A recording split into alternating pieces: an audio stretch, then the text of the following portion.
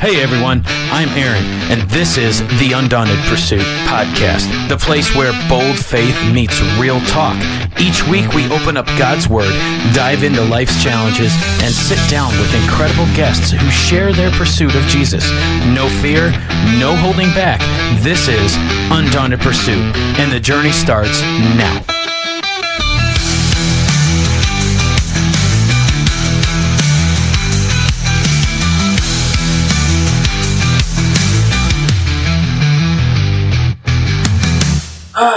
All right. Well, shoot.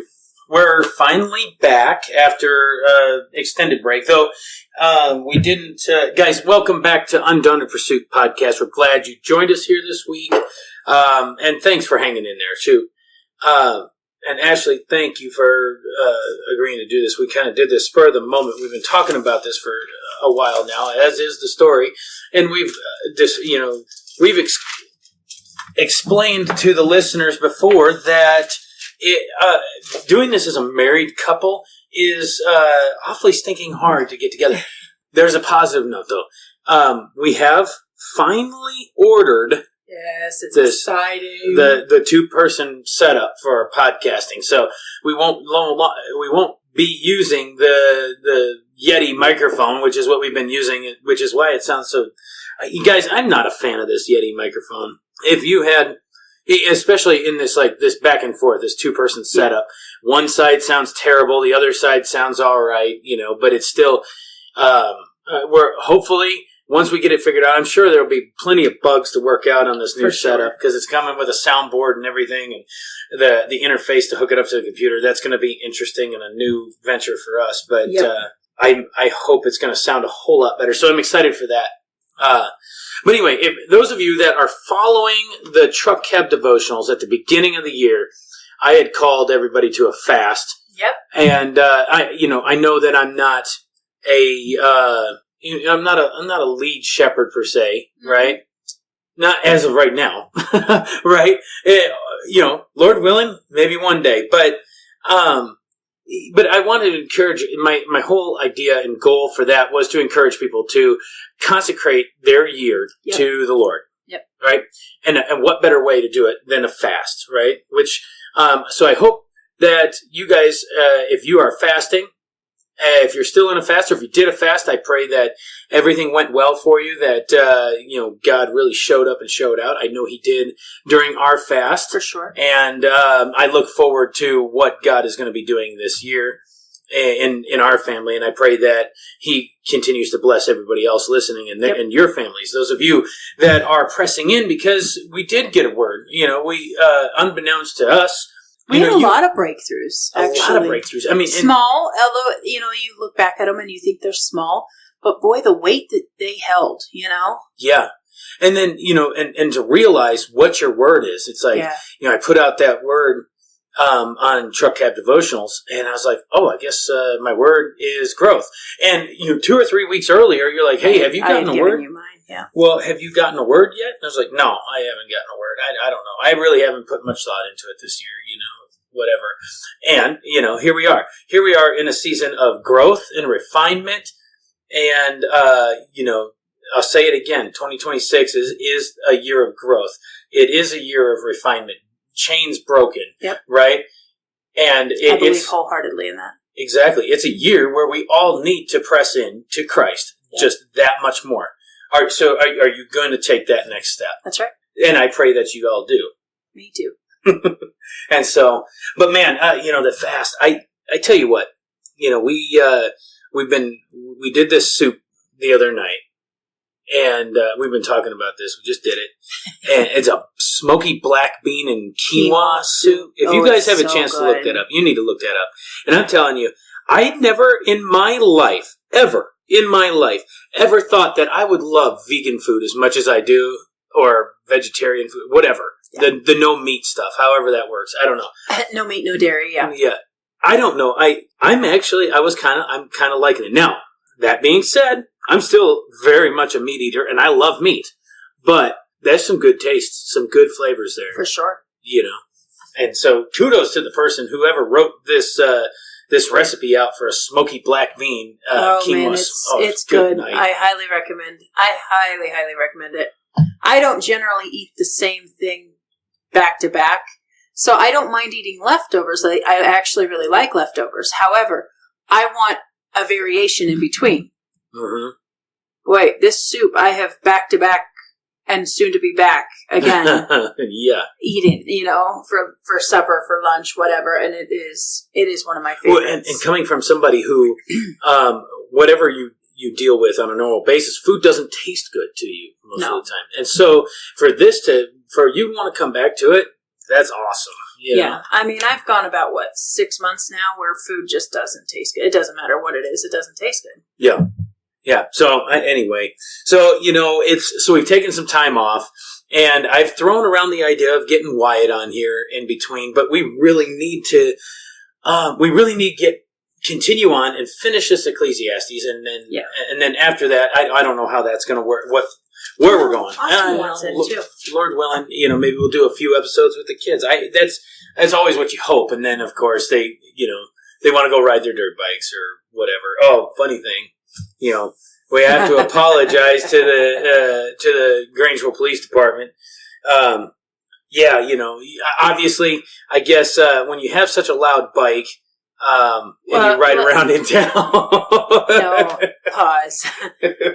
Austin, our second born child, he bought himself a little 50cc dirt bike, and he loves it. However, it is straight pipe, so it is very loud. Mm-hmm. For a 50 even. For a 50. It's extremely loud for any bike, but for a 50, it's really loud. Yeah. Oh boy, but he loves it because it's loud and it's obnoxious, right? Yeah. But he just loves tootling around town on that sucker. Well, we got the cops called on us for noise complaint. So we're fugitives now, Yeah. It's like, these guys here, what a great bunch of officers we have in this town. We have even all the way to the county side, right? Sheriffs, yep. The sheriff's deputies. County, yep. Man, they're just a good bunch of guys, and we support the cops and everything. And he come by. We had a great conversation. He was super nice, yeah. And but I was like, "Good job, kids! You got me in trouble again." And it's okay in this town. And it might sound funny to those of you listening that don't live in a town like this that you can ride. That as long as it's under a certain CCs. You've got to follow normal bike regulations for the city, and you can ride motorized bikes on the road as long as you are following the rules of the road. So we had to kind of refresh the kids on some rules of the road too. But here's another thing for you naysayers out there that want to call on these kids playing outside, having a good time because they're outside actually doing stuff. Instead Shame of on you in guys. The house. Yeah. Shame on you guys. It's calls like that cause. Well, the cop didn't even want to make he didn't even want to come and do it, but because he got a complaint, he had to come and make sure we knew what was going on. Yeah. But even he was like, man, I really don't want to do this. They're outside. Because what's mom and dad going to do? We're going to shut it down for a while. Yeah. And then what are they going to do? They're going to get in the habit of sitting on the couch.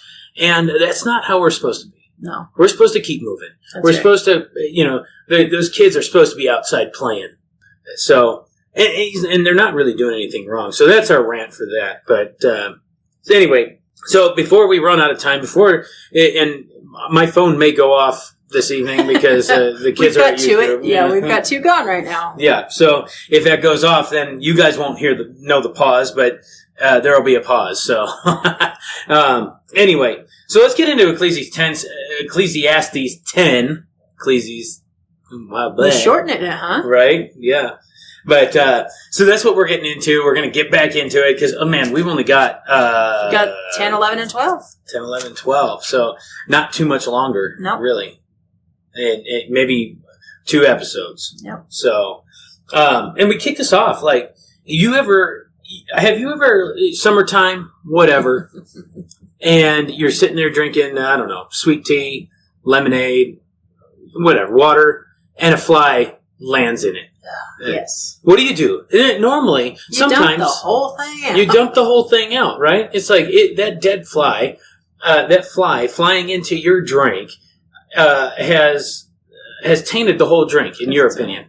Unless you're a real man like me, and you just flick the fly out of there and you just keep drinking it. So gross. So gross. Yeah, that builds immunity, right? Oh, yeah, sure it does. Well, that's kind of where we're going here in this, kicking off chapter 10 here, is dead flies make the oil of a perfumer give off a foul odor. So a little foolishness, and here's the contrast of that, right? That was an analogy for a little bit of foolishness outweighs wisdom and honor. Yep. Right? Well, he kicks it off strong right from the beginning. Compares you straight to if you are a foolish person, compares you straight to a dead fly in a drink. Yeah. A dead fly in an oil. Well, and think about it, right? Think about what not even dead flies, but, we've just talked about throwing a whole drink out if a fly lands in it, because what are they associated? What do they like to feed on? They like to feed on feces. Anything. Dead animals, feces. They're just they're just a nasty trash. They like anything trashy. Trash. Yep. Trash. They love trash.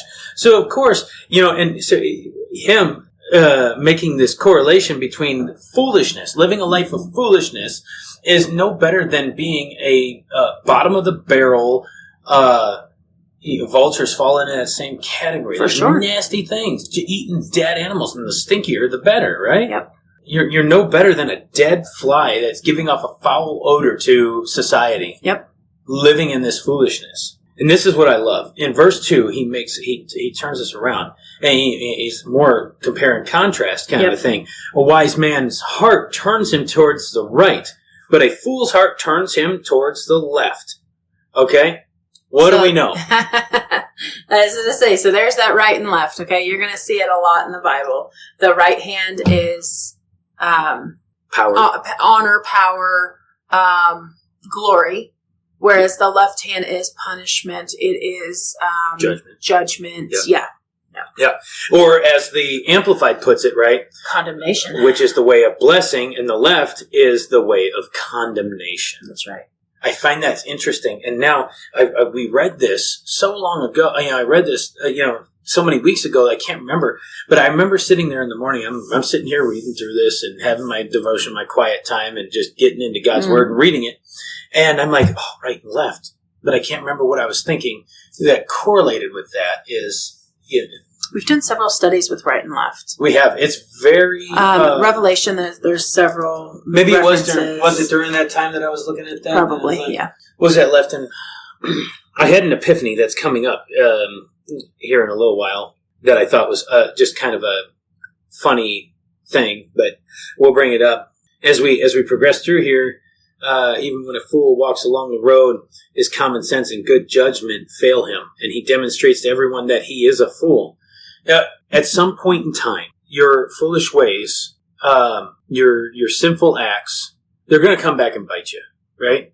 Even though you may look the part, you may talk the part, you may act the part. At some point, the crack is going to show. Yeah, exactly. You can't hide that forever. And, that's kind of the way that I kind of take that, even when a fool walks along the road. So he's doing what seems right to everybody else. He's walking on the road. He's not doing anything else. His common sense and good judgment fail him. And eventually that foolishness is going to show. I've heard a lot about this as we get into verse 4, is like not leaving your post and being, guarding the wall and everything. Staying the course. Right. And that's the thing. Like, this is something. Now, I don't know what the correlation here is, because it seems to change direction in verse 4. Because then he goes into talking about the preacher here. If the temper of the ruler rises against you, do not leave your post, showing resistance. Right? There's plenty of that. Jesus tells us, it was Paul, wasn't it? Obey your ruler, be subjected to your authorities and everything like that. And Jesus does demonstrate that in his life, on earth, as give to Caesar's what's Caesar's, right? Don't be resistant to that, because everybody has been placed where God wants them right. In that given time. As bad as I think, recently done that on an episode. Mm-hmm. And so don't leave your post, right? Stand your ground yet. Stand your ground in faith. And because just think about every time you've flown off the handle. Have you ever made, when you don't control your anger, have you ever made the situation better by saying something to somebody or just completely? No, on the contrary, you actually feel guilty or you feel, man, why did I do that? You know? Mm-hmm. Yeah. I got to look something up real quick. Okay. I want to look up the definition of folly. Because, to continue in this... is useless, right? It's folly. It's useless. It's a waste of time. Yes. Okay, so according to the dictionary, just a quick Google search, right? A lack of good sense. Folly is a lack of good sense. Biblical definition of folly means moral and spiritual foolishness. The opposite of wisdom, characterized by rejecting God and his ways, leading to self-destruction, unlike mere intellectual error or insanity. Interesting. Okay. So wickedness is another meaning for it. Wickedness. Okay. So if you think about that as we read on here, he goes in, verse 5 is just simply, here's what I've seen living outside of the sun, under the sun, right? Outside of Jesus, right? We're still in this main theme throughout all of Ecclesiastes, right? Yep. And here this wickedness or this, this wickedness, this foolishness, we see that in so prevalent in today's culture, being set above, and he puts it in many exalted places and in great dignity, while the rich sit in humble places, right? He's looking at this life outside of Jesus, and it seems like everybody's got it. They may appear like they've got it together, right? And that they're being blessed. And then here we are, pure peasants, or seemingly, and we're trying to do our best to follow Christ as best as we can, and then and still our life is so much harder than that. Well, that's their reward, right? But that's their, that's what it is. Like that's what he's saying here. Outside of Jesus, yeah, it may appear just like we read even in verse 3 there about this fool walking along the road, and his judgment is going to fail him, and he's going to demonstrate eventually that he's still a fool. And so this will still happen. We just have to stay the course, right? Because all of this stuff is going to fade away. This stuff that this earthly wealth and everything, it will pass away. Okay, let's take a break for a second, and then we'll get into this as soon as we get back. Sound good? Yep. All right.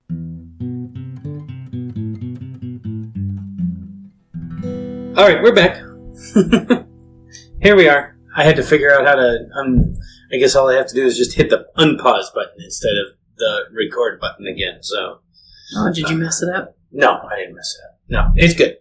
So, all right, so we had to, that ding earlier, or whatever my ringtone is, we had to go pick up the boys from youth group. We always tend to do this. Well, we're two down. We're two kids down normally on a Wednesday night. So if there is any easier of a night to do it, it's tonight, because the two olders get to go there, and the other kids they do their thing. So anyway, all right. So where were we? Verse 7, maybe. We've been dancing around 7, 8, 9, 10. Yeah. I want to go down to 8. He who digs a pit for others may fall into it, and a serpent may bite him who breaks through a stone wall. My goodness. I get the first part, right? And, digging a pit, right? It just makes me think of trying to trap others or bring others into your own foolishness. And eventually you're going to fall into that same pit. I don't know. What do you think?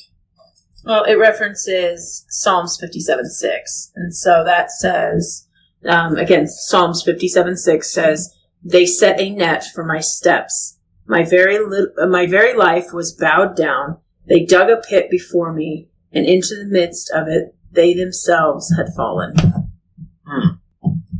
kind of sounds a little like, facing persecution or, for living this upright life or whatever, fools, people living in foolishness think they're just living the grand life or, think they're doing right by it. And so it sounds very much like persecution, doesn't it? No, what it sounds like is they're trying to trap you, but instead they fall in their own trap. Right. Okay, I see that. You think of the Pharisees back trying to trap Jesus every chance they got. And in the end, they continued to look stupid every time they tried to set these traps for them. Yeah, that's what I see is, a person who digs a pit for others may he himself fall into the pit. Yeah. Right? Yeah. Now I'm just going to skip over some of this. I wanted to go on to verse 10. What's a saying we all have, especially it's like I tell the kids this all the time. I mean, every one of our kids carries a knife. I've from a very young age, don't go anywhere without a knife. Right. A knife's the most versatile tool. And so they've really kind of taken that to heart. But then what do knives do? They get dull. And I always tell them, a dull knife is a dangerous knife. I never knew that it was biblical. Of course it is.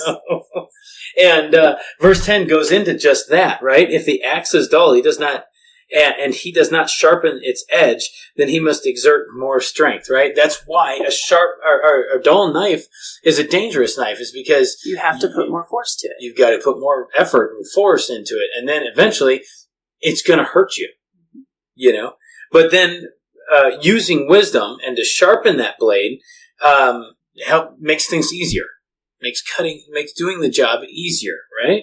So does... I really like that a person with very little training doesn't know to sharpen their knife or doesn't think to sharpen their knife, right? Because they don't have as much training.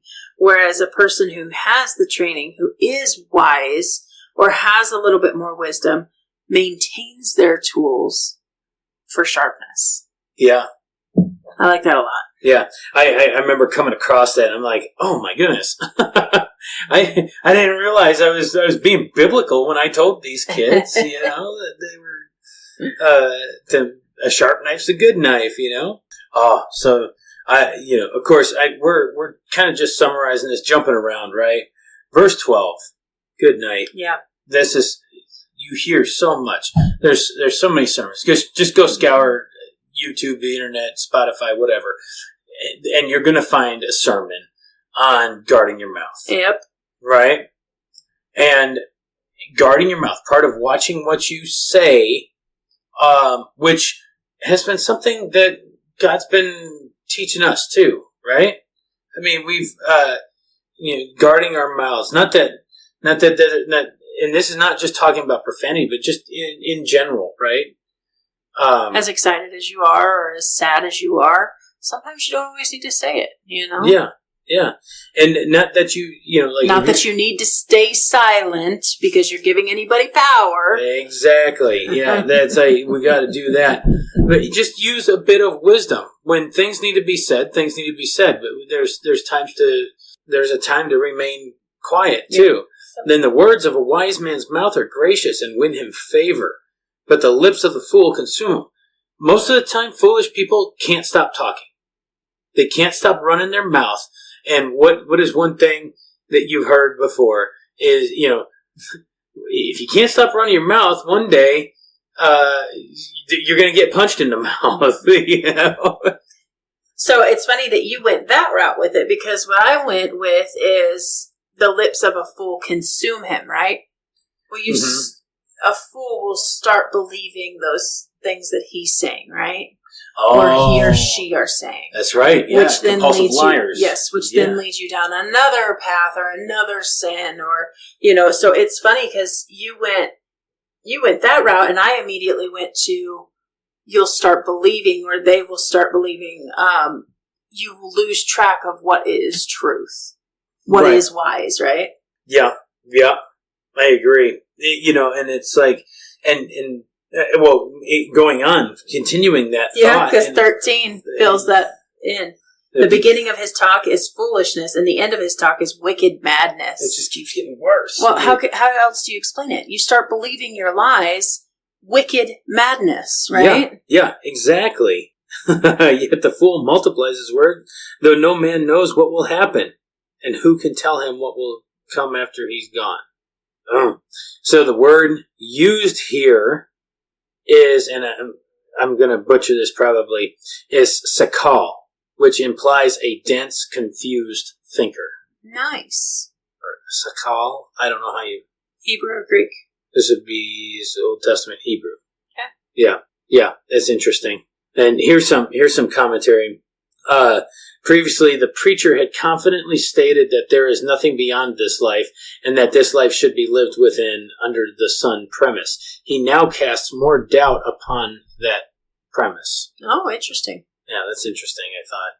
Okay, so here's what it seems to me like we've gotten into this before, and which we did. I think we've gotten into this on this study alone, about the laborer of a fool wearies him because he's ignorant. He doesn't know how to go to a city, right? Right. So, a fool, they either don't have, like, you see that nowadays. Like, I've heard, it wasn't, I'm sure it's still happening now. I heard a lot of it, especially being in the fire service and, being a paramedic. You heard a lot of people that living on this welfare, like, and I'm not saying you need, if you need assistance, you need assistance, right? But there are people making careers out of living on welfare.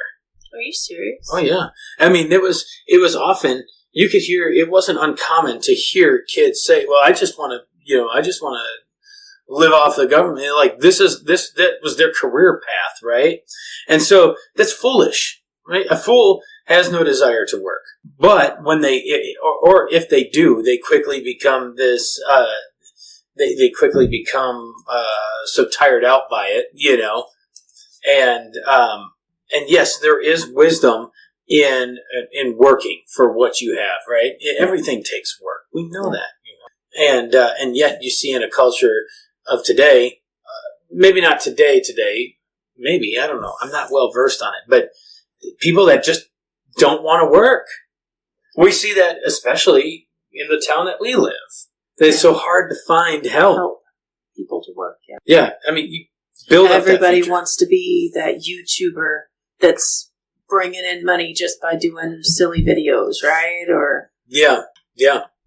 When it's like great, but we need other workers too, and even as far as God's work, right? Yep.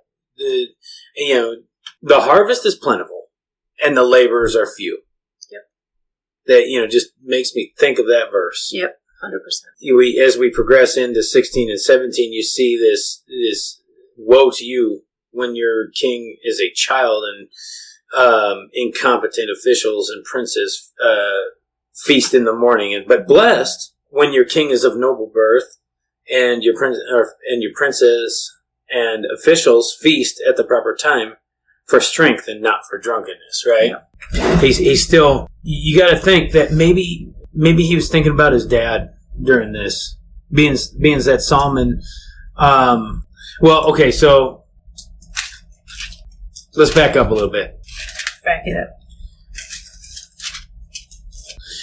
I was just looking through some of this commentary here. He was saying that Solomon himself felt that he was but a child when he came to the throne of Israel, which, I can't remember at what age he did, but therefore he wisely asked God for wisdom to lead a great people. A nation's first need is a mature leader. Interesting. Yeah. RSV, I don't know what that means. Either way, it goes on to say RSV as a child refers to not to age but to general maturity. Anyway, I was thinking about blessed are you land when your king is a man of noble birth, right?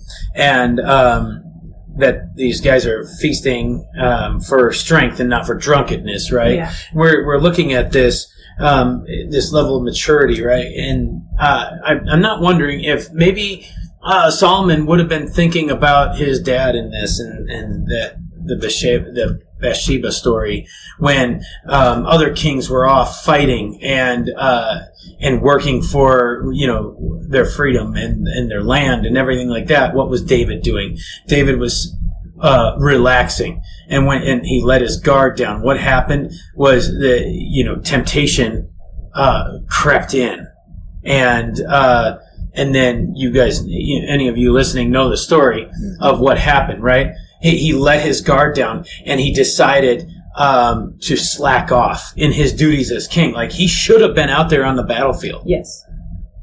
And yet, here he was being lazy and reclining in the castle. But what was one thing we saw a lot of times in Arkansas, that we saw a lot of houses that were abandoned. Yeah. Yeah. And people had no, complete disregard to fix them up or sell them or whatever. Just get a new one. Something left to itself is going to decay. Yep. And that's what led me to that thought is verse 18 is like through laziness, right?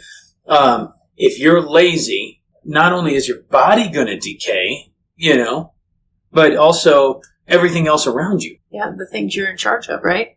So this says in 18, through laziness, the rafters, or the state of affairs, decay, and the roof sags. And through idleness, the roof of the house leaks. So through your laziness, the roof is leaking. Through your laziness, the affairs, your job is leaking and is not solid. Yeah. We were talking about it today, about like hoarders and such. And you think about them through their laziness. It's like I remember having to shovel our way into a house when I was a firefighter. And there was no place in this house that was, that was uncovered by junk, right? And this place is just deteriorating around you. Like, there was only enough room that you could move from the recliner to the TV, and maybe to the bathroom. But, your laziness, things piled up. Yep. Things decayed. The house was falling apart. The shrubs in the front were growing over the house. You couldn't, to the point where you couldn't see the house anymore. And so your complacency in life, you wonder why. It's hard to see the light. Well, it's hard to see the light. Are you taking care of your lawn? Are you taking care of the bushes in front of your house so you can see the light? Yeah. What are you doing? Yeah. What are you doing to, yes, God will bless you, but just like our kids, right? I expect them to at least take some sort of action. Exactly. To show that they're willing. If you don't care, then you just don't care, and what's the point? I can't help you if you don't care. Yep. It's kind of how I take it. And then instead of like, oh, well, I'll get to it later. Procrastination is where we get into in like 19, right? Yeah. Or it's like, no, I'm just going to live free. I don't need to work. And, we'll do what we got to do. And let's just, it's all just fun and games, right? Life isn't just fun and games, right? Life takes intentionality. Life takes care. Life takes, relationships, and you can't just feast for enjoyment like it says here. Instead of, as the Amplified puts, instead of repairing what is broken. Mm-hmm. And, here's something real strong. I know, I loved this. And serve wine to make life merry, and money is the answer to everything. Well, I'm sorry. No. No, but that's the earthly mentality, isn't it? Even to this day. You couldn't pinpoint a better earthly mentality than money fixes it all. Let's just get something new, right? Right. Never mind that most of the time the older stuff was made better. Yeah. And then he finishes off this chapter beautifully, right? Right. You go a couple of different directions. Moreover, do not curse the king, because it's like, no, he's not bringing you down. Right. Right? He may have oppressed you a little bit, but what are you doing, right? We see that too many people, they're complaining about Trump, complaining about the past president, or, whoever, right. Name it. what were you doing? What are you doing to better your situation? Because he's not, the king, the president, whatever, is not directly responsible for every action in your life, is not directly responsible for anything. Not all the bad stuff is what I'm trying to say, right? Right. Well, I like that. So, Exodus 22, verse 28. You shall not curse God, nor curse the ruler of your people, since he has been placed to administer God's law. So every time you talk about not liking, hating, disrespecting the ruler that God put in place, whether you like it or not. He's still Exodus 28. Let me read that again. Yeah. You ready? You shall not curse God, nor shall you curse the ruler of the people, because God has administered him to his position for his law. Right. I don't think you can get any clearer. No, you can't. And that was, you said Exodus 28. It's actually 22, verse 28. Oh, I'm sorry. Yes, 22, 28. Excuse me. Let me check something out here real quick. What's that saying, Aaron? Misery loves company? Mm-hmm. That's exactly what Exodus 22, 28 reminds me of, right? Don't curse him, right? If you're just wanting to complain about who's in power or what's going on and how it should be different, all you're doing is bringing misery and trying to find somebody to sit with you. Yeah, exactly. Just trying to bring other people down, or trying to play a blame game. And this is not a new concept, right? No. You read it out of Exodus. Romans 13, verse 1. Yeah. Everyone must submit to governing authorities, for all authority comes from God, and those in positions of authority have been placed there by God. Yep. Daniel 2:21. He changes times and seasons. He removes kings and sets up kings. He gives wisdom to the wise and knowledge to those who have understanding. Yep. And don't get me wrong. Have we, Aaron and I, been guilty of saying something like that? Yes.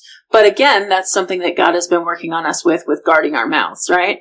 It's all about that maturity, right? And you look back after you've learned this and you're like, oh my goodness, how foolish was I, right? Speaking of foolishness. Right. How immature was I?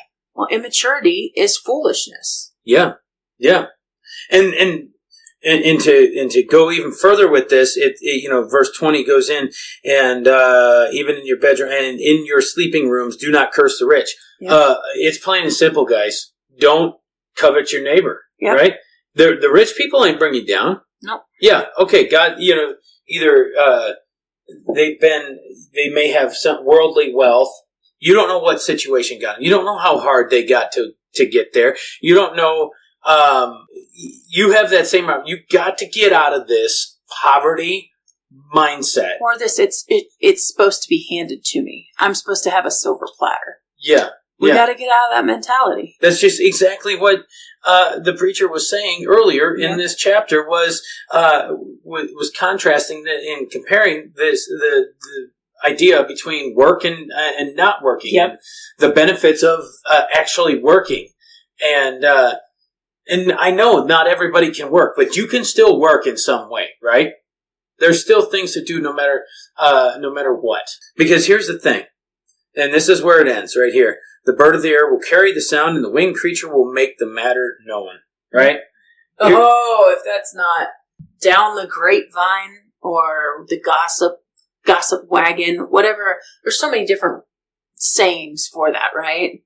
Yeah. I heard it from the grapevine. Well, here's the truth of the matter. Somebody is always watching, right? And especially those of us who call ourselves Jesus followers, we are even more scrutinized. Yep. Okay? Somebody who doesn't follow Jesus, who is, openly claims that, they expect foolishness from them. For sure. They expect him to act like an idiot. But us as Jesus followers, we're held to a much higher standard than that. Yep. And so...